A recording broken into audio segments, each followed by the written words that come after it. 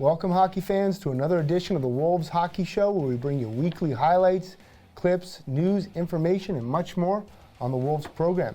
Back from assignment is Tim Kuhn. I'm Andrew Trimble. Welcome back, Coach. Yeah, thanks. Glad to be back. We had a great week last weekend. Tons of stuff going on with the Wolves program. We're building towards this upcoming weekend. The U14s and U16s had some games scheduled. Coach, tell me about their games last weekend. Yeah, so both U14 and U16 games were snowed out last weekend. Big snowstorm here in New Hampshire, so no highlights or info about the games to report on that end. But I do know, I think the team's got some practices in, so they'll be ready to go next weekend. Yeah, happens from time to time here in the Lakes region, but I know that they'll use that time wisely and be ready to go next weekend. Definitely. Cool. I know our EHL Premier team, the team that you coach, was in action last weekend. Tell me about that. The P team had a great weekend. We had 3 games in 2 days down in Worcester, Mass. at the Worcester Showcase. We played on Saturday against the team we met in the finals last year, the Philadelphia Little Flyers, and we were able to win 6-3. It was a great team effort. Carson Gates was absolutely terrific in nets. And then we drove back to New Hampshire, rested up, and went back at it again on Sunday. Sunday we had 2 games. We had in the morning we played the Philadelphia Revolution and won that game 6-4, and followed that up in the afternoon against the New York Bridgemen, where we won 7-2. We got some clips we'll show you right now.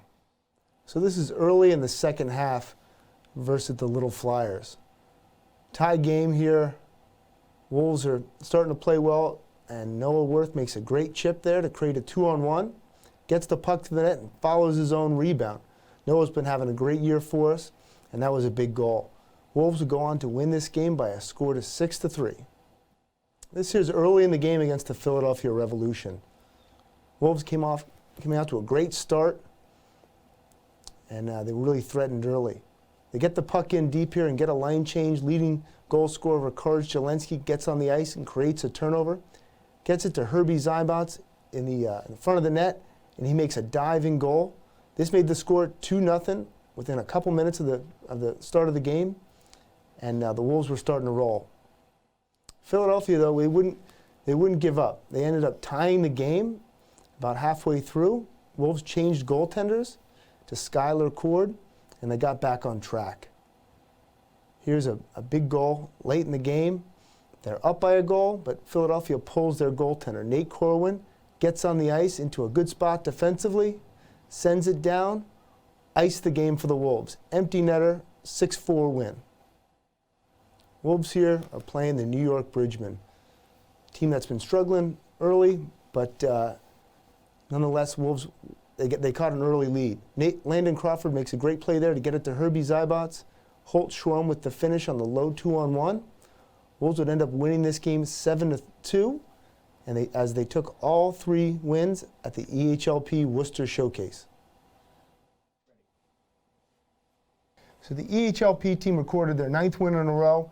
They've won 19 of the last 22 games. They're really starting to roll. Coach, tell me about the EHL team. How was their weekend last weekend? So EHL team was in action on Friday and Sunday. Dropped both games. The first game we lost in overtime to the Valley Warriors, 7-6. And then Sunday we were back at home against the Seahawks, who have a really tough team this year, and that game finished 4-2 with an empty net goal. Great. We got some clips we're going to show you right now. So this is a clip from Friday's game against the Valley Warriors. This game took place down in Chelmsford, Mass. Here we have Tom Condon, who was a previous guest on the show, was awarded a penalty shot. And he ends up going in on the goaltender, making a great move with a move that we've seen a lot over the past 2 years from Tom Condon. Is a really skilled player and a great finish on the penalty shot there. In Sunday, we were in action at home against the Seahawks Hockey Club. It was a tight game. They have a really strong team this year. And this is action from the first period. Wolves were on the power play, won the face-off. We have Kevin Bite, defenseman, who moves it to Jack Loran, to Garth Wickham, who makes a nice shot on the power play. That put the Wolves up 1-0. We would go on to lose that game 4-2, but we had a lot of positive things over the past 2 games. So the EHL team is right in the thick of it. They've had over the last 20 games, they've been one of the absolute best teams in the league. But a little setback last weekend. How are you guys going to respond to that coming up this week? Yeah, I think we'll have a good week of practice. Then we have 2 games against in-state rivals, Seacoast Spartans. So I know myself and the team are really looking forward to that. Absolutely, and just like many of the things we have going on with the Wolves program, we always have community interaction events coming up. And Sunday's game had a community interaction event, the Lakers Mites on Ice. Coach, tell me about the Lakers Mites on Ice. Yeah, so this Sunday we had mini mites were in action in between the second and third period. Seahawks and their coach were kind enough not to mind that we got an extra 5 minutes in between the periods there. And then the mini mites played a little scrimmage for 5 minutes. No goals, but a lot of good action there. We got a clip, we're going to show you that. So this is in between periods of the Wolves-Seahawks EHL game.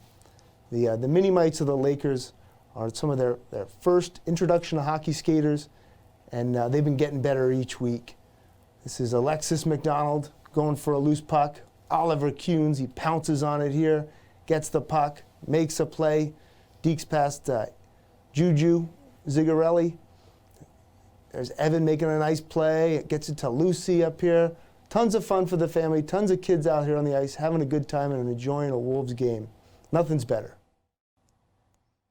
So here we have one of our Lakers Mites.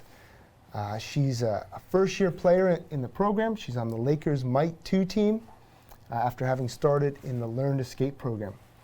Her name is Blake, and welcome aboard, Blake. Now, Blake, tell me about what you like most about the sport of hockey. I like seeing my friends, Keely, Grace, Max, Dominic, and Grayson. Cool. And I like doing scrimmages. Awesome.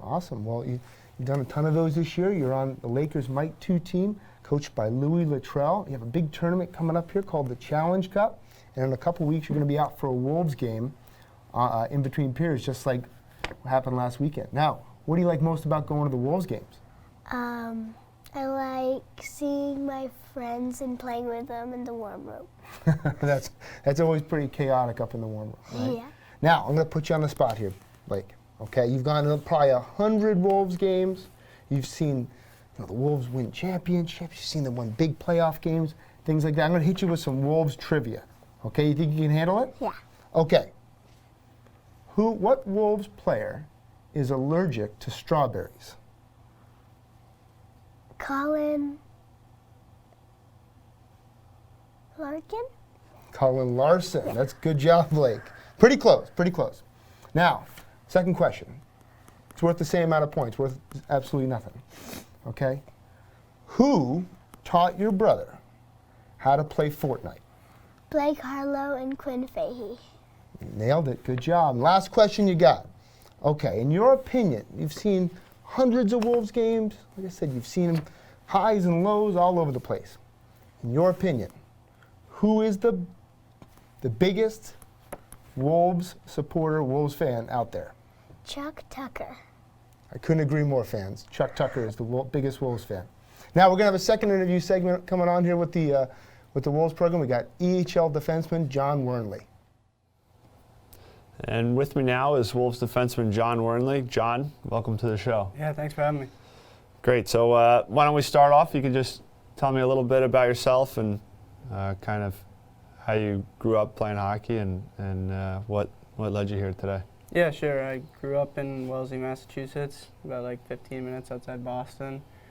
My dad got me on skates pretty early, around like 2, and got me into hockey through like the Wellesley like youth programs, and then played 4 years high school hockey in Wellesley, and then I graduated from there and I went up to Tilton right around the corner and played there last year. Yeah, that's right. I remember seeing you play at Tilton. Why don't you tell me kind of what differences you've seen since playing at Tilton last year and this year playing junior hockey in the Eastern Hockey League? Yeah, sure. The speed of the game is pretty similar. I'd say one of the big differences is the guys are a little stronger, a little bigger. Up here, we practice every day, lift pretty much every day, so guys are really getting bigger and stronger in the EHL. And you mentioned kind of how it's a physical league, an older league, maybe compared to prep school. How has the season gone for you so far this year? Yeah, it's been pretty good.